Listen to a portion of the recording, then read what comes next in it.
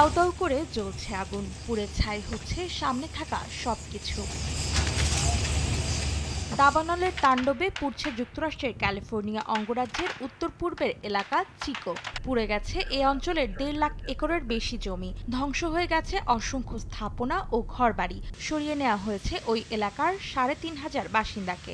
আগুন নিয়ন্ত্রণে কাজ করছে হাজারের বেশি দমকল কর্মী। তবে শুষ্ক আবহাওয়া ও তীব্র বাতাসে 3 দিনের চেষ্টাতেও আগুন নিয়ন্ত্রণে আনা সম্ভব হয়নি।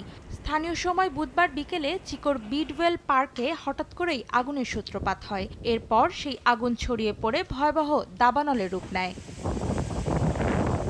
এদিকে দাবানলে পুড়ছে বলিভিয়ার সান্তা ক্রুজ। আগুন গ্রাস করে চলেছে একরের পর একর বনাঞ্চল। ধ্বংস হয়ে গেছে 3 লাখ হেক্টরের বেশি এলাকা।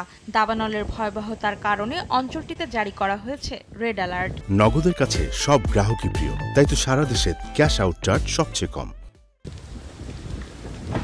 অন্যদিকে কানাডার পশ্চিমাঞ্চলীয় প্রদেশ আলবার্টা ও ব্রিটিশ কলম্বিয়ায় দাবানল ভয়ঙ্কর আকার ধারণ করেছে। বিশাল এলাকা জুড়ে জ্বলতে থাকা দাবানল ছড়িয়ে পড়েছে লোকালয়ের কাছে। স্থানীয় এক কর্মকর্তা জানান, জ্যাসপার ন্যাশনাল পার্কে ছড়িয়ে পড়া আগুনে ব্যাপক ক্ষয়ক্ষতি হয়েছে। সেখানের ভবনগুলোও পুড়ছে। বাধ্য হয়ে বসতভিটা ছেড়েছেন অন্তত 25,000 বাসিন্দা।